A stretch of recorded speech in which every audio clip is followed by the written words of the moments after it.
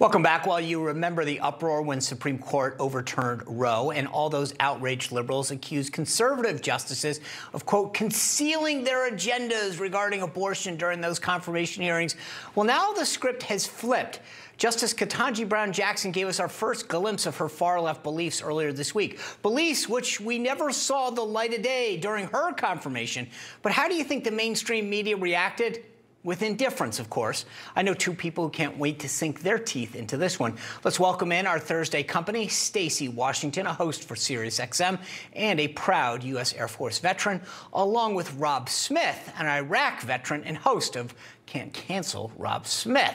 Stacy, I want to start with you. One of those first cases that she was part of was about the Voting Rights Act. And Katanji Brown Jackson made the case that the 14th Amendment is inherently based on race, and therefore the Voting Rights Act must be similarly justified to be based on race. I was sort of an interesting argument that therefore that justified these majority-minority districts that have been drawn congressionally. What did you make of her rationale? Well, first of all, it was good to hear a lefty Supreme Court justice actually go back into history and look at what actually happened, to actually look at the Constitution and Bill of Rights when making an argument or trying to make the case for her position. But I would remind Justice Jackson that they were talking about the freedmen, and everything that was done at that time was in the context of the end of slavery and the protection of people who had once been slaves, and then further, people who were born in this country or naturalized as citizens. So the issue here that she's discussing, she brings the history in, but then she doesn't give it any context. We're no longer in a post-slavery era, immediately after the end of slavery. We're now in an era where one of the justices considering this is a Black woman. And we also have a Black man sitting on the Supreme Court. So we've come a long way since then. So my issue with the entire argument is that it's it's dependent upon when things are happening. Are things all about race? Whenever she says so, yes. Whenever a Democrat says so, yes. Is nothing about race? If a Democrat says so, yes. So we have to actually wait for them to telegraph whether or not it's okay to discuss race. And that in and of itself is wrong. Yeah. That's a good point. It's like if they say it's okay, if they say it's not okay, then it's not okay. They get to set the rules for everything. Rob, I do want to shift gears here to another topic that we've seen this week, the border crisis continuing. New York City Mayor Eric Adams has hatched a plan to ease the influx of illegal migrants by sending them to a secluded island, which is adjacent from the Bronx. It's funny how you have these democratic cities, these sanctuary cities that say, we're open to this. We want people to come our way. We want to protect these people. But when they come, they relegate them to an island. They relegate them to an island that's prone to flooding, hard to get to with public transportation. It doesn't seem like maybe the welcome these people were hoping for and that they project that they will have for these type of people. Yeah, absolutely. And I think that it was a brilliant move on the part of both Texas Governor Abbott, who was, one of the ones, sending these illegal immigrants on a bus to New York, as well as what Governor Ron DeSantis down in Florida did with sending those illegal immigrants to Martha's Vineyard a few weeks back. And what they are doing is they are highlighting the hypocrisy when it comes to people that are running like New York. They talk about diversity and inclusion and equity and all of the buzzwords. And I'm in New York, right now. I'm a millennial snowbird, so I'm New York in the fall and Florida in the winter.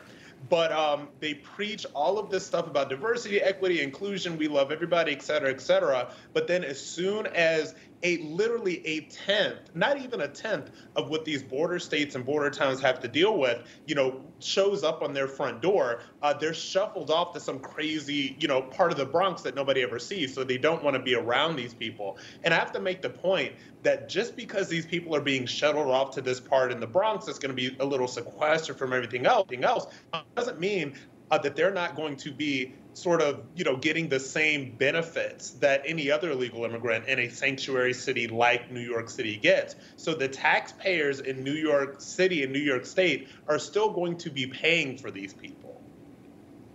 Yeah, it's a good point. Stacy, it's interesting as well because you had more migrants dropped off in front of Vice President Kamala Harris's house this morning.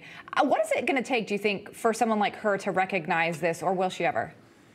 She won't. So I'm just going to say, Lindsay, we're past thinking any of these people would ever admit that they don't want illegal aliens here. They want the votes, but the people themselves are nothing to them. They're going to treat these people, and these are human beings, by the way, these migrants and illegal aliens are coming here because they think Joe Biden wants them here. The Democrats do want them for their voting power, but they don't want their physical bodies. They want to maybe keep labor, but they don't want these physical persons, and they don't want them infringing on their own sacrosanct domains, their sanctuary cities. So they won't realize it until November smacks them square in the face, with the Senate and the House going back to the Republicans because of their intransigency on immigration and also the economy and education. They're going to have to actually meet our ire at the voter box before they even acknowledge that we're right. Exactly. You know, Rob, speaking of Kamala Harris, there are things that once in a while shock me. And The Daily Show put out a video in a Veep-esque way. I have to have you take a look at it and then respond after it's done. Take a look. Words have many meanings, and sometimes instead of conveying our meaning, they can suggest other meanings. When we talk about the children of the community, they are children of the community. I mean, Rob, it went on and on and on, and this was on The Daily Show where they showed a clip of Kamala Harris making a word salad and then a clip from Veep of Julia Louis-Dreyfus making a similar word salad in an episode of The Veep. I just couldn't believe that the Daily Show, which is such a friend of the left, did this. Well, you know, I can a little bit. And even with The Daily Show, look, even a stop clock is right twice a day. All right, so they got a little dig in, and it's kind of funny. But this is sort of, this is what the left does and these platforms do. When it comes to The Daily Show, when it comes to Saturday Night Live, like they'll sort of gently poke a little bit at Biden and Kamala Harris sometimes, but it's never as brutal, right? It's never as incendiary. It's never as nasty as their digs at Republicans. So they want to pretend and sort of project this idea that, oh, look, you know, we make fun of everybody, but, you know, there are about a million different ways that you can go much, much harder at Kamala Harris. This is very ginger. This is very sweet. This is sort of gentle ribbing. Whereas if this was a woman on the left, say if we were talking about Carrie Lake in Arizona, they would go much harder on her, particularly because she is a Republican. But like I said, stop clock right twice a day. I laughed, and the longer clip is even funnier.